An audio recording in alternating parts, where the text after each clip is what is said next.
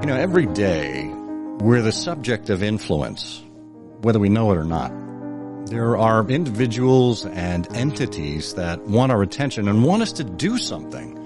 They might want us to take action. They might want us to do something new or to think differently. And if they're able to influence us, they've unlocked a secret formula to persuasion.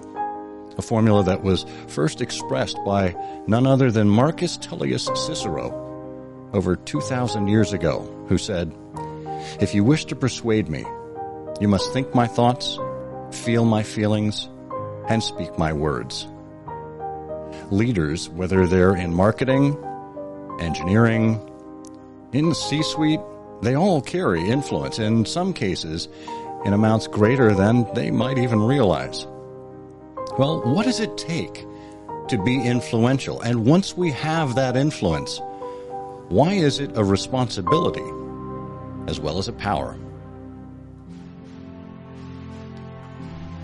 Have you ever admired a leader and wondered just what it is that makes her who she is? How he came to embrace the things that advanced him?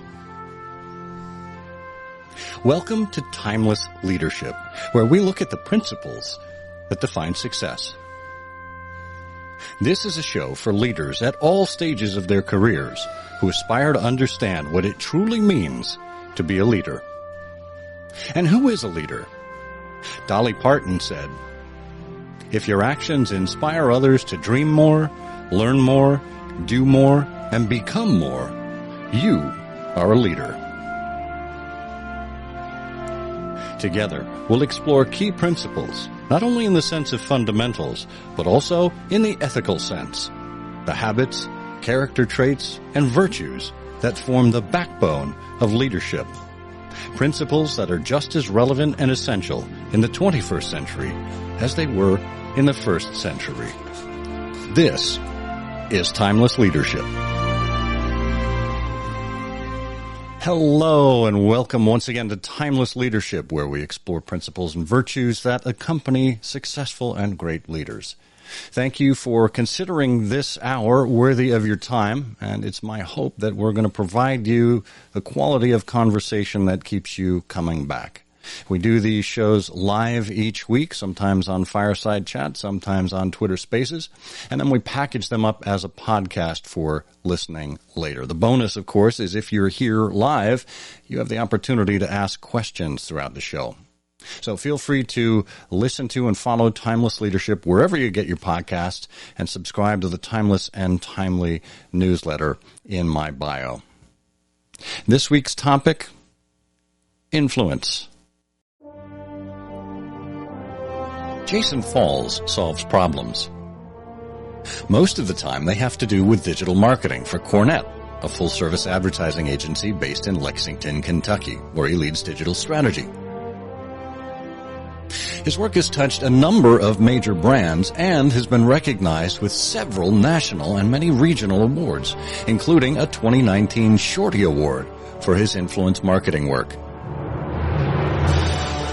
A public relations professional by trade and writer by craft, Falls has co-written 2 other books: No Bull Social Media, the All Business No Hype Guide to Social Media Marketing, and The Rebel's Guide to Email Marketing. Grow your list, break the rules, and win. Falls is also an innovator in the social analytics space, having published the first research report on online conversations all the way back in 2012. Noted as an influential in the social technology and marketing space by Entrepreneur, Advertising Age, and others, he's a frequent media analyst and guest, and he's appeared on or in outlets like the BBC World Service, ESPN's Outside the Lines, the Wall Street Journal, USA Today, Bloomberg Business Week, Forbes, and NPR. Jason hosts 2 podcasts, Digging Deeper, Make Creativity Your Business Advantage, which features interviews focused on marketing creativity, and Winfluence, the Influence Marketing Podcast, which is a companion to his latest book, Winfluence, Reframing Influencer Marketing to Ignite Your Brand.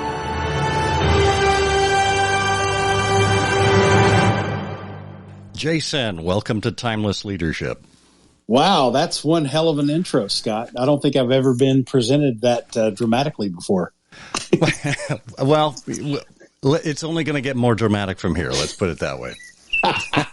Nice. Oh, boy. Well, look, I custom design intros for all of my guests, and I felt that someone as influential as you and someone who has been writing about influence for some time required something that was almost Spider-Man inspired. So there you go. I was going to say that was like Cecil B. DeMille stuff, man. That was good. That was good. I liked it. Well deserved. So why don't we start at the beginning here? Who influenced you when you were growing up?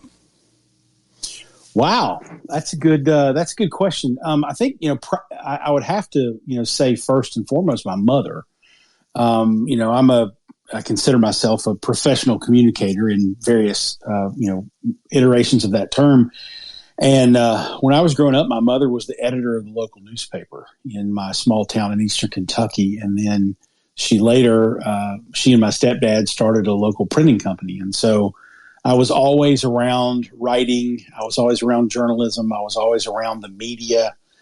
She also ran political campaigns for local political candidates. So I kind of, sort of inherited that through her and the interest in communications and the media as a field. So I think she's probably my primary influencer in regards to what I do. And certainly, she raised me too, so there's a lot of influence there. But I think my English teachers in high school, I've routinely referred back to them in my professional life. Jean Williamson was the one of the four English teachers I had that I absolutely hated when I had her for class, because she red inked everything I wrote, and I knew I was a better writer than she gave me credit for. But I didn't realize until later in life that she was doing that to make me a better writer, and she did. And so Jean Williamson, Ann Keene, Medina Salih, and Lane Tackett were my four English teachers in high school, and they sort of inadvertently pointed me on the path I'm on. That's excellent. And as we said in your intro there, you've been a writer. And I saw someone, I think it was Perry Hedrick over on LinkedIn just this morning, posted, if you're looking at a PR agency, look for the one that has the best writing. Because writing permeates everything. Can you talk a little bit about that influence that your English teachers had on you in the writing sphere and how that's actually fueled your career?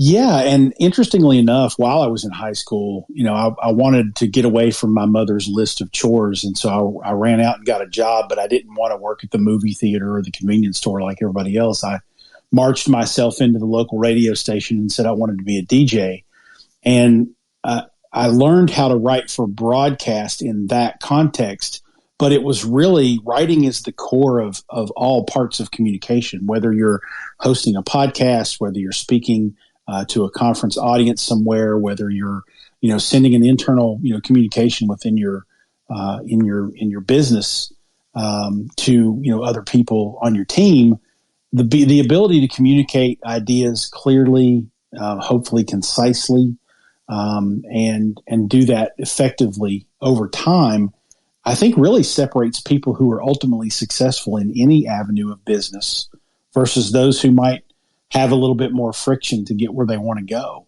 The best communicators out there are typically the ones who navigate through their career path with a little bit more efficiency because they say what they want, they get what they want because they know how to communicate that clearly.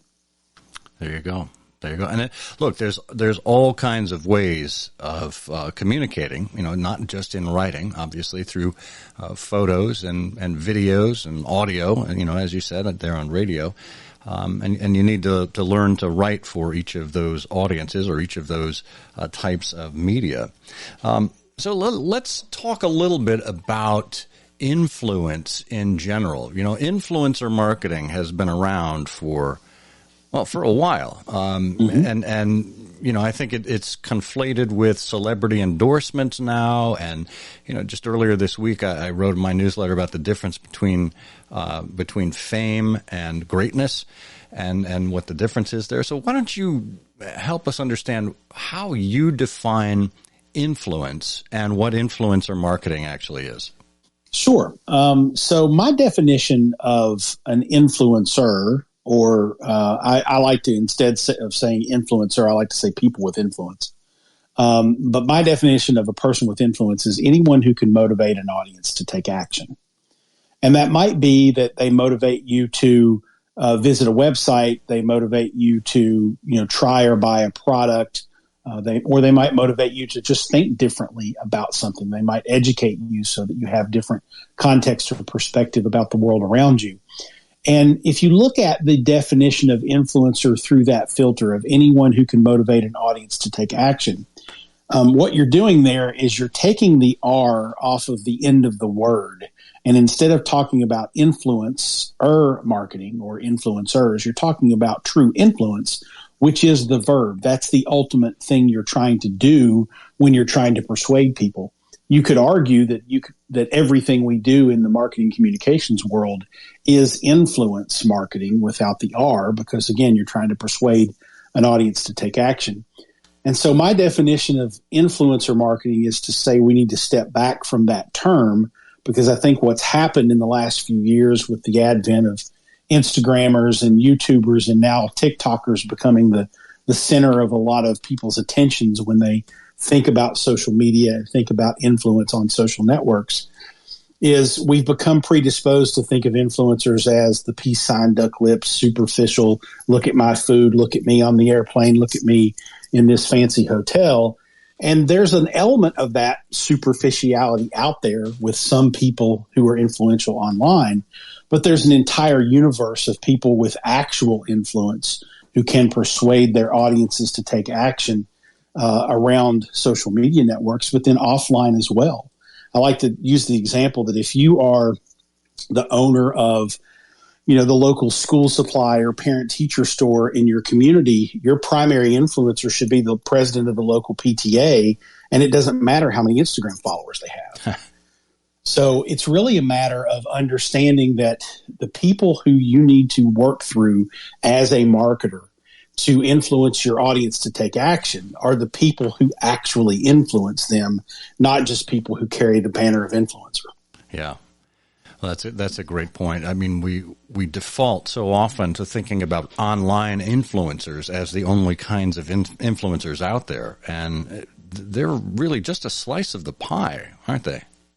That's very true. And I mean, if you think about it, we talk about influencer marketing and people think, oh, that's been, I've actually heard people say, yeah, I started working in influencer marketing all the way back when it started in 2013. And I just laugh. Because if you think about it, political lobbyists are influence peddlers. That's what they do, right? And we've had those for, well over a century, if not more than, beyond that. The celebrity endorsement thing, that is influence marketing. You're leveraging someone else to try to persuade an audience to try or buy your product. And so if you take out the R and you take out the filter of the internet and social media channels, you've got influential people all over the place. And what I try to do with our client strategies at Cornet, and when I'm advising people on how to think about building influence marketing or influencer marketing in their terminology, campaigns, is just ask the question, who influences my audience? Because if you really dig deep into who influences your audience to take action, there's going to be some online people there. There's going to be some influencers as you think of them, but there's also going to be community leaders. There's also going to be, maybe political lobbyists. Maybe there's going to be some social activists. Maybe there's going to be, a network of parents or, family and friends that you can tap into. And so, again, if you take away the barrier of looking at it through the tunnel of the internet and social media, I think you start to find yourself being a lot more successful in finding people who can actually persuade that audience to do what you want them to do. Yeah, that's a great reminder. Too often we have this prism, this lens of online only, and like I said, we're getting influence from people every day. We don't even realize it. It could be a neighbor, a friend, somebody we run into at a store. A lot of our interactions, believe it or not, are still offline, and those the power of those conversations matters. And those people consume their information perhaps from vastly different sources than we do. So we got to take all of that into account. Yeah, you have to look too at when you look at word of mouth marketing statistics, I typically lean on Ted Wright at Fizz for my stats on that because his company does a lot of research around it. And I think even with word of mouth marketing, which is, slightly different than quote unquote influencer marketing. But when you're talking about word of mouth, they'll tell you that people are influenced. Word of mouth influences people. About 70% of what happens in the word of mouth world happens, face to face. And only about 10% of it actually happens on the internet. So if influencers are an extension of word of mouth, which I think they are in most people's mentality, you're looking at a very small piece of a very large pie. That offline component is a huge piece of it. Absolutely. And speaking of offline, I mean, we kind of go to the godfather of influence, Robert Cialdini. He wrote Influence, the Psychology of Persuasion. Gosh, I think it was back in the 1980s, wasn't it? 84, okay. 1984. And one of the takeaways from that book is that it's easy to forget to distinguish between relevant and irrelevant authorities. We grant people authority simply these days by virtue of their celebrity, and it doesn't necessarily mean they're an expert in that particular field. I mean, take Aaron Rodgers getting his medical advice from a podcast host. He may be the number one podcast host in the world, but he's probably not qualified to be giving medical advice the same way, say, an immunologist might be. Yeah, I would love to be whoever insures Aaron Rodgers' arm and whatnot today, because you're about to make a lot more money from that guy. It may not be State Farm. That's good. That's a very good point. Very good point. Yeah, and I use the example in my book, and this is a kind of a celebrity example, but I think it illustrates the relevance of this part of the conversation. I use the example in my book. Conor McGregor was signed a few years ago as the official spokesperson for Burger King. He's famous. He's got a lot of followers. He's a celebrity. And you could also use terminology to describe him as a quote unquote influencer. But he's not a person with influence, because about the only thing he knows about hamburgers is how to make someone's face look like it. But if, on the other hand, if you were, working on a brand of hamburger seasoning or whatnot, and you partnered with Guy Fieri, now all of a sudden you have someone who is a person with influence, because not only do people see him and say he's a celebrity, he's got a lot of followers, he's got a great personality, but he's a chef. He owns a bunch of restaurants. He knows how to make a good hamburger. Right. So there's a big difference in credibility between those two. And I think when you're looking at choosing people who you might want to partner with for influence marketing campaigns, you have to use that filter of, this person may have popularity, but do they actually have influence? And that's the trick to doing, I think, good organization and prioritization of who you're going to reach out to. Popularity versus influence. I like that.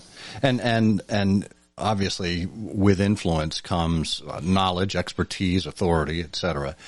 This is one of the reasons why I turn to you for bourbon recommendations. Not only do you live near or on the Bourbon Trail, but you've worked for Brown-Forman and other distillers that you've come to understand this medium. So, as much as I like to think you're under the influence, you actually do have you do have influence when it comes to my bourbon selection. Well, and I appreciate you giving me that trust, and I certainly make bourbon recommendations all the time. I don't think of myself as a bourbon expert, but I probably have more expertise than people who don't live in Kentucky and haven't worked on a number of these brands. So, yeah, I've got a little bit of credibility there. I wish the bourbon brands realized that and wanted to just pay me to post about bourbon all day, but that's another story. Well, this episode of Timeless Leadership is brought to you by no. We'll get there. We'll get there eventually. So as long as we're on Cialdini and the psychology of persuasion, there were 6 principles of influence that you ran down in your book. You want to go through each one of those and help us understand why they matter? Yeah, sure. And I'm glad you brought that up, because that's one of the one of my favorite chapters of the book because I use a young lady as sort of the prime, protagonist, if you will, of that chapter in the book, named Ari, Arii on Instagram. She's still there. She's a beauty fashion influencer, if you will. And a few years ago, as a teenager, by the way, she decided she was going to start her own line of clothing and start selling her clothing to her social media followers. Now, in today's, sort of entrepreneurship first world, we applaud, teenagers who start their own business, who, have some sort of entrepreneurial spirit. And we celebrate the fact that failure, is okay. That's how you learn and get better. But this young lady, because she was a fashion lifestyle influencer, launched this product and then came on and lamented the fact after it launched that only about 26 items sold during her, launch. And she was really frustrated that her 2 million followers, couldn't support her better than that. And she got hammered. Like, this is a 17, 18-year-old girl. She got hammered relentlessly by the BuzzFeeds and the Redditors and whatnot of the world for having this huge influencer marketing fail. We forgot that she was a teenager and she was starting a business, which in any other circumstance would be incredibly impressive. But nonetheless, I use her in that situation as kind of the foundation to talk about the 6 principles of influence that Robert Cialdini spelled out in that, seminal book of 1984. And so basically they're reciprocity, scarcity, authority, consistency, liking, and consensus. And I'll take you through each one of those really briefly to kind of explain what they mean. And basically the context that I present them in the book is, here are the ways that Ari could have used these 6 principles to have a much more successful product launch. So reciprocity, that's pretty easy. You give to get. When you go back and look at Ari's content leading up to her product launch, it was her in, nice outfits, nice makeup, cool hairstyles, cool shoes, whatever. But then her copy, her content on Instagram would be like, just chilling, emoji, emoji, emoji, winky face, whatever. So there was never really, she wasn't really giving anyone anything other than a nice picture, maybe some inspiration, but she wasn't really providing much more context or content in what she was doing.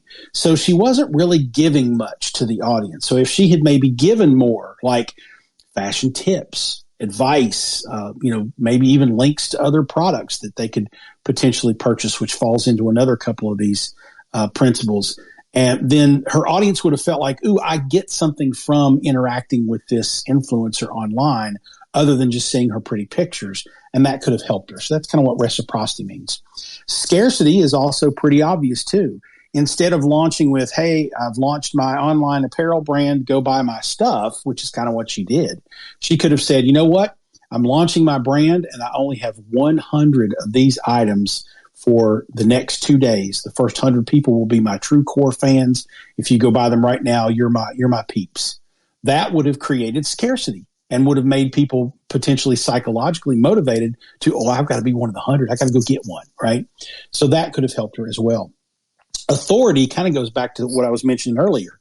If she had provided value to her audience over time of fashion tips, beauty and makeup tips, things like that, to sort of establish the fact that she was authoritative. If she had maybe reviewed other people's, fashion designers' fall lines and whatnot to establish some degree of credibility and authority in her field, that could have elevated her status amongst her audience and made them more willing to buy from her as well.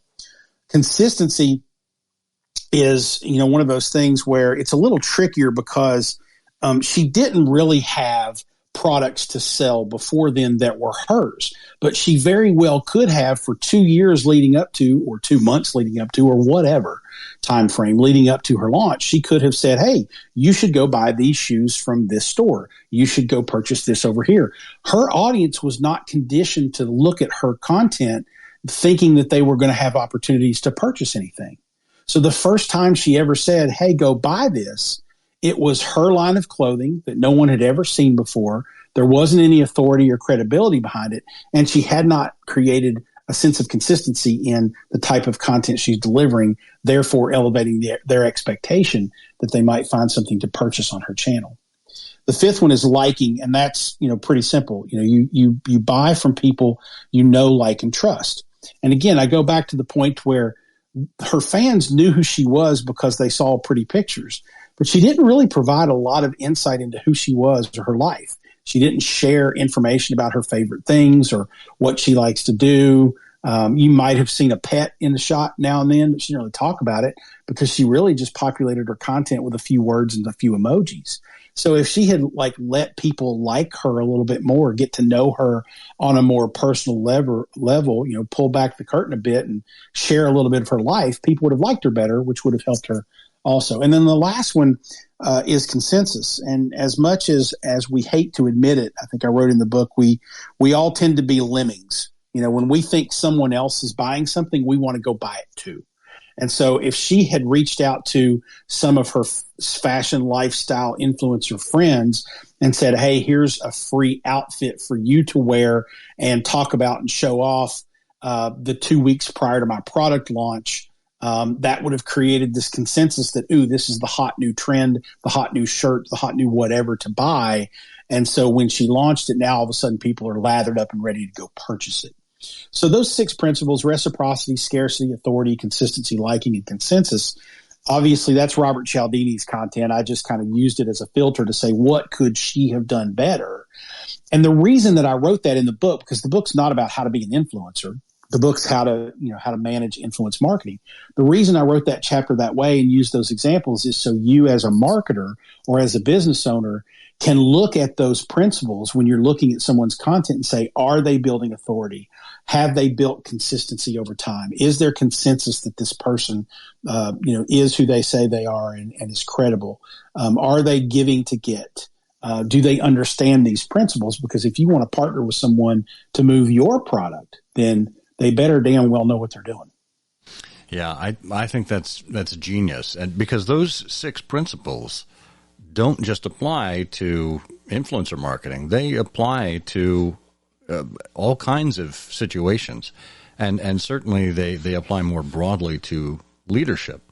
You could be the CEO of a corporation and you have to still display or exhibit those 6 principles if you want to exert influence or persuade the people you're trying to persuade, whether they're analysts, investors, employees, customers, etc. Yeah, any salesperson who's ever had any amount of training has probably encountered those in some form or fashion, because you got to have them to be able to be a good salesperson. Absolutely. Jason, I want to move from the number 6 to the number 5 because you talk about 5 tudes. The 5, I love this, the 5 key tudes of your audience. What's a tude? A tude. Well, it's basically just a silly way to, talk about words that end in tude. It's not real complex, and I'm trying to find my notes on the tudes so I don't screw them up. Is this like tude? Where's my car? Almost. It's something like that. Well, I have them in front of me. If I'll give you a chance to flip through so you can get to the details there. But the notes I have are amplitude, altitude, attitude, aptitude, and habitude. Yes. Did I get those right? You did. Those are the 5 key tudes of your audience. All right. And so, basically these 5 things are, what you're going to want to try to understand about your audience, and then potentially about the influencer that you're targeting, their audience, so that you can prioritize and know that the audience that you're trying to reach through their audience matches up with the audience you're trying to reach. Right. So you want to make sure we'll even though this is an audio only experience today, we're going to talk about a Venn diagram. If you're looking at one side of it and you're looking at the people that you want to reach, and you're looking at the other side of it, you're looking at the influencer's audience in question, those two have to overlap. And the more they overlap, the better off you are. So sort of understanding the 5 key tudes of your audience, if you will, amplitude, altitude, aptitude, attitude, and habitude, you can better understand whether or not your audience matches up with the audience that they have. So amplitude of your audience. So based on what you're trying to do for your business, does your audience need to be big? If you want 50 million people to hear your message by Monday, you better buy a Super Bowl ad. You better hope the Super Bowl's Sunday, right? That's the quickest, easiest, not the cheapest way to get in front of 50 million people in a short amount of time. So if depending on your goals, is your overall strategy scheduled out over a year? Are you looking at a campaign? Are you looking at long-term business objectives? Putting your influence marketing ideas through those filters helps you understand how many people you need to target. And that helps you understand, do I need to put a lot of money behind a celebrity influencer, or can I put a little bit of money behind a handful of micro influencers and anywhere in between? So that amplitude of the audience is something you need to understand. The altitude of the audience I use to try to help you think of in terms of geography. And so we did a really interesting influencer marketing campaign a couple of years ago in Lexington, Kentucky, with the University of Kentucky Healthcare. And as you might imagine, that is a hospital healthcare system that is geographically situated in central Kentucky. An influencer who has 450,000 followers on Instagram does me zero good with that particular influence marketing campaign, because probably less than 1% of their audience is going to be in Lexington, Kentucky, right? So you have to think about it. You've got to focus in geographically sometimes on local influencers and not worry about the big names that everybody wants to partner with, because geographically, from an altitude perspective, it doesn't really make any sense. The aptitude of the audience obviously is it's less about the intelligence of the audience, of the influencer that you're reaching out to or the audience you're trying to reach, and more about how complex the idea is that you're sharing with them.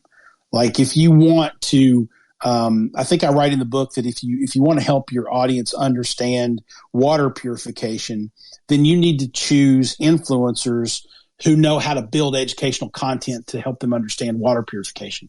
You're not going to choose someone like, no offense to her, Ari, who's a fashion style influencer, right? You have to really understand what's the complexity of the message you're trying to get across, because that's going to help you to determine which influencers are right for that particular project.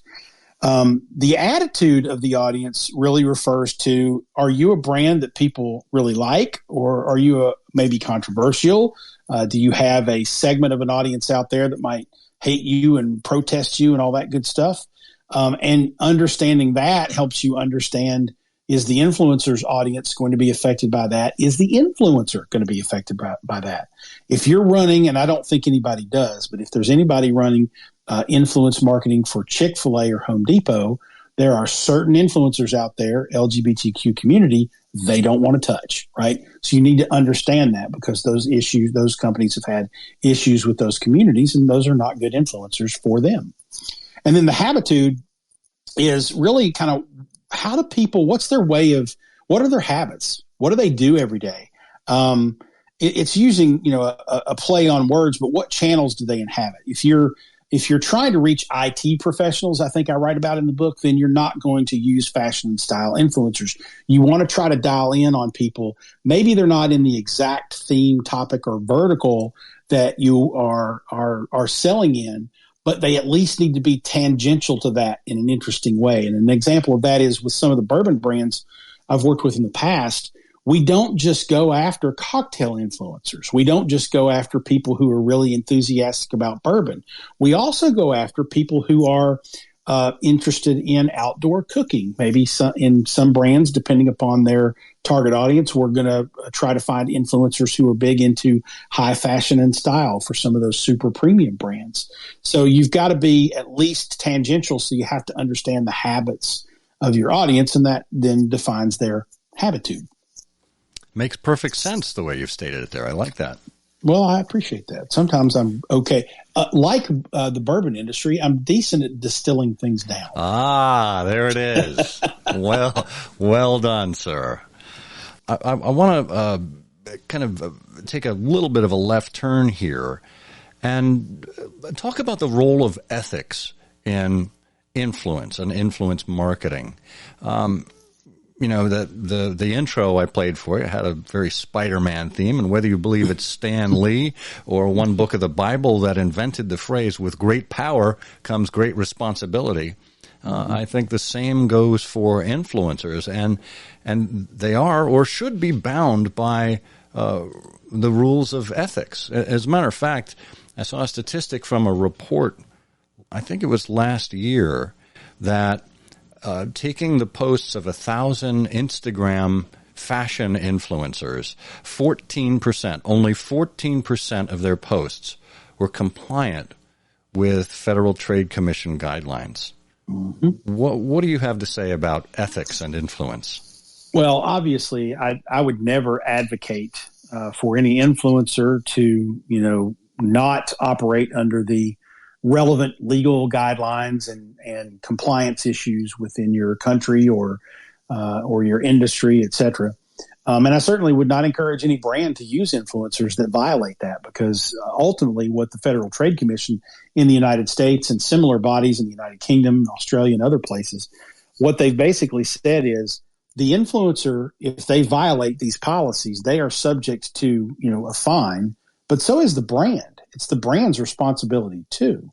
So you have to, as an influencer, if that's your role, you have to understand what those requirements and guidelines are. You have to disclose, and this is pretty much across the board in every country these days. You have to disclose that what you are communicating is something that you were compensated to communicate. So you have to use either hashtag ad or hashtag sponsored. And that's for the Twitter environment, really. But the requirements, at least for the Federal Trade Commission in the United States, go even further and say it can't be nested or hidden somewhere. You have to be overt in that this is a sponsored post, that you were paid to do this or you were compensated to do this. And I would go further and recommend to influencers and brands out there, even if I have a relationship with an influencer as a brand, I'm going to ask them, hey, and I might even bake it into their contract, for a year after our relationship ends, I want you to disclose that you once worked with us, because I don't ever want to cross that line where the FTC or any other governing body is going to be suspicious of any sort of activity. I don't want influencers to endorse me that I have compensated without disclosing that, because ultimately what you get into is, if you go back to the 1940s and 50s, with radio disc jockeys, if you know anything about the history of communications, you know what the terms payola and plugola are. And back then, you would have record companies that would come in and they would pay disc jockeys money under the table to play the latest record from their artist. And once the federal government figured out that was happening, they banned it, and the FCC put in fines for that. Same thing with sponsors. You can't walk into an on-air announcer or an online influencer and hand them money to talk about your product or service without them disclosing that they've been paid. That's why on all the celebrity TV commercials, you always, say that you always have that tagline of, this person was compensated, or this is a paid endorser for this product. It has to be disclosed. Right. And really, that goes to consumer trust. If you don't do it, ultimately you're going to get caught, and your audience is not going to trust you. And if you're a brand engaging an influencer that behaves that way, the audience is probably going to take out a little bit of their ire on you as well. So it's just, muddy water that I wouldn't want to wade in. Yeah, no kidding.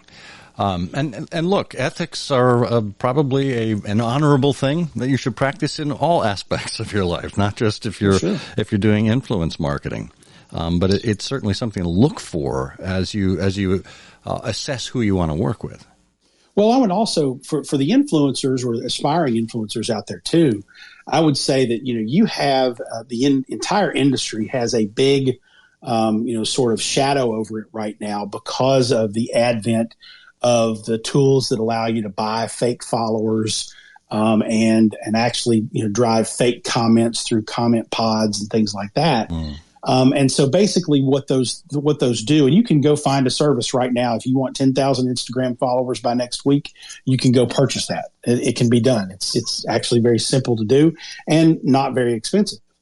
But what you're doing there is you're basically, lying to the brands that might be reviewing you as an influencer, and lying to potential real followers who might come by to see what your profile looks like. And you're putting on this false premise that you have collected all these real followers, and you do have 10,000 people or 100,000 people or whatever that follow you on that social network.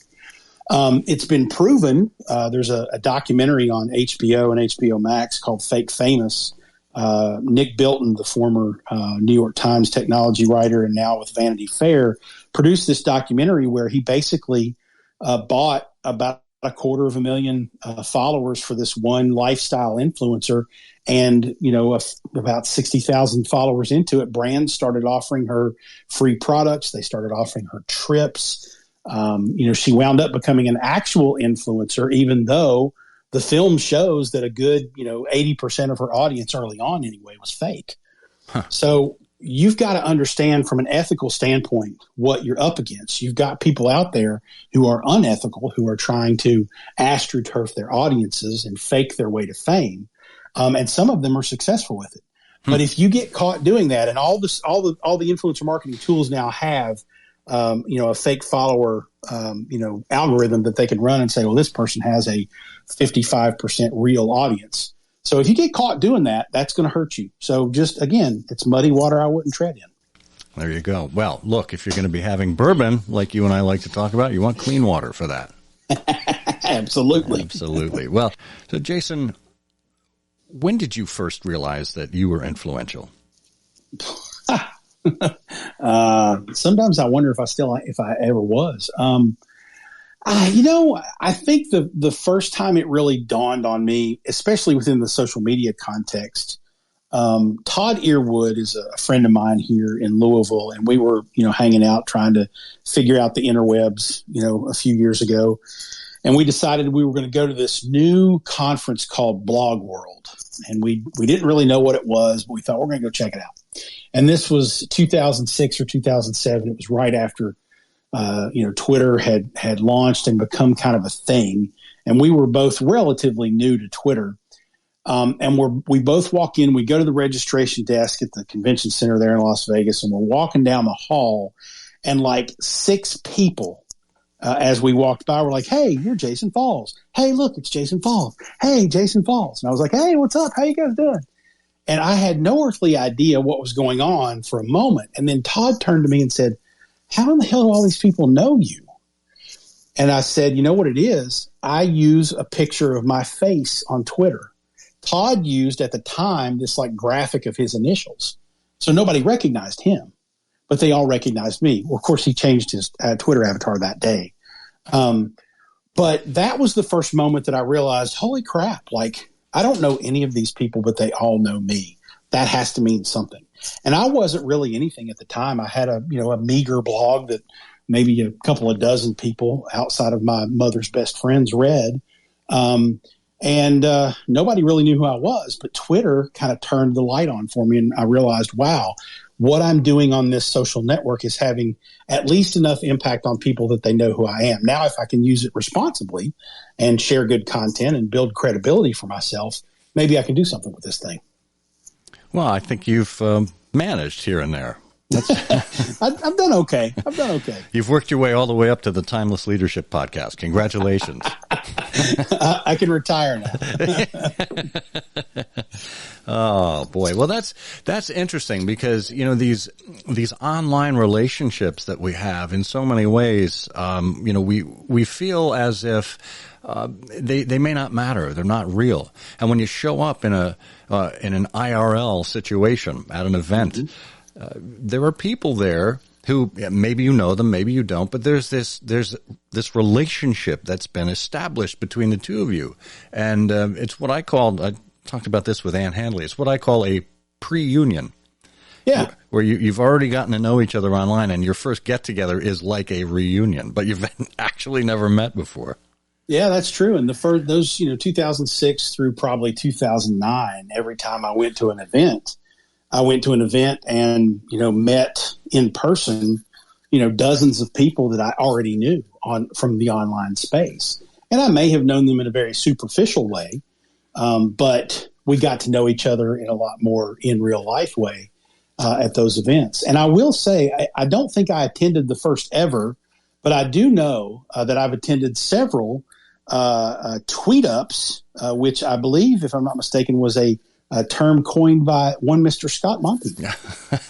I'll plead guilty to that. Unfortunately, there's no patent or trademark that goes along with that, so I really lost out on my opportunity there. Well, Jason, as we're getting toward the top of the hour here, I wanted to talk a little bit about the role of technology. Certainly, there are many more tools at our disposal now with respect to determining who is influential, who is not, how we actually share content, etc. And you are among the first or the first to have published a research report about online conversations all the way back in 2012. Mm-hmm. So how do we mix technology with the all important humanity that necessarily needs to be mixed into creating these relationships? How do the two balance each other out? Yeah, they certainly need to, and we've entered an interesting point in history where the big selling point of software these days is artificial intelligence, AI, machine learning. If a software company is promoting themselves in 2021 or 2022 and isn't using AI or machine learning as part of their pitch, they're probably not going to be purchased. And that gets us into a little bit of a danger zone if we're not careful, because if you're relying too much on machines to make your decisions for you, then you are, as you indicated, taking humanity out of the decision-making process. And I'm all for, computer algorithms being smart and doing good things for us and making good recommendations. But I just want to make sure that we all understand, as human beings and as marketers, we cannot let them make decisions for us. We have to take the recommendation, put it through our own filter to say, does this make sense? What are the risks, etc., and then make the decision with that data as a backup for it. And the way that manifests itself in a simple way in the influencer marketing space is when I go into an influencer marketing software and I type in, I'm looking for Instagram influencers and YouTube influencers in the outdoor cooking space, and I need them to be, male, and I need their audience to be at least 60% male. And I'm typing in all of these different filters. Ultimately, what these computer algorithms are going to spit back to me is a list of very broad, very general recommendations that have gone through a filtration system to give me, instead of 32 million recommendations, maybe 320 recommendations. But I'm going to have to then filter those 320 down further. Now, I might be able to tweak my filters in the software and get it down to 32 instead of 320.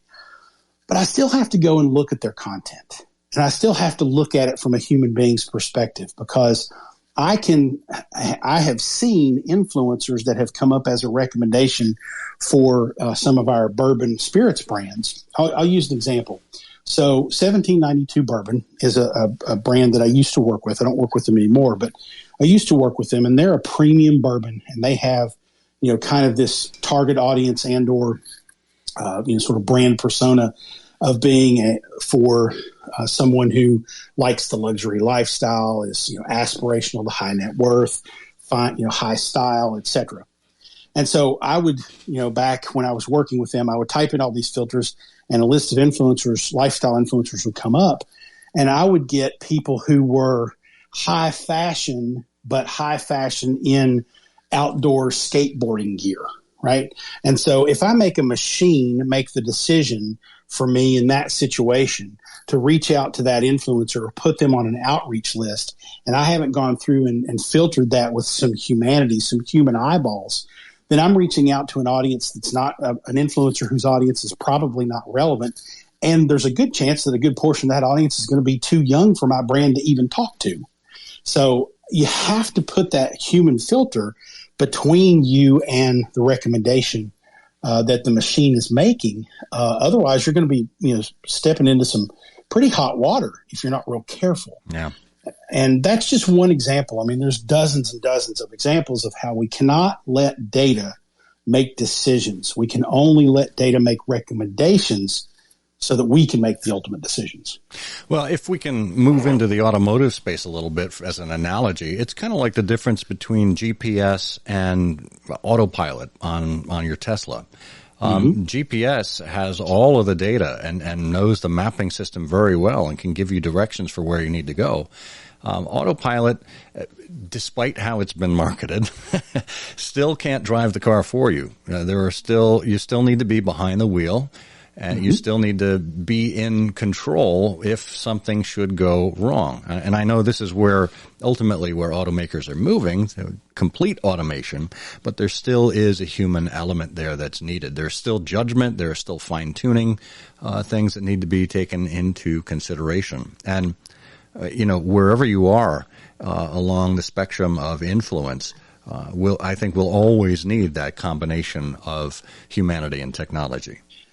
Scott, why I will never, probably in my lifetime, get behind the wheel of an autonomous vehicle? It hit me. Well, not literally. But. Low flying birds of prey. It can't account for low flying birds of prey, Scott. That's it. I don't want to kill hawks and eagles. You're a humanitarian, Jason Falls. What can I say?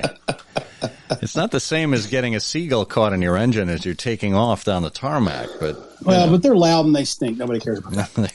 There you go. Well, Jason, this has been a really informative and I hope to say influential hour with you. If folks would like to follow Jason, he is, just click on his head there, Jason Falls here on Twitter. You can find his website, jasonfalls.com online. And of course, the book is Winfluence. Reframing Influencer Marketing to Ignite Your Brand. Jason, any final influential words as you leave us here? Never look up with your mouth open. Smart. Jason, thanks for being with us. Thank you, Scott. We all have the power to influence someone. If we remember and employ the 6 principles of persuasion, the 5 tudes of our audience, and to always pay attention to our human side, we'll be well on our way. Thank you for joining us and for being an advocate for timeless and principled leadership, whenever and wherever you find it. I'm Scott Monty. Until next time, may you dream more, learn more, do more, and become more, for you are a leader.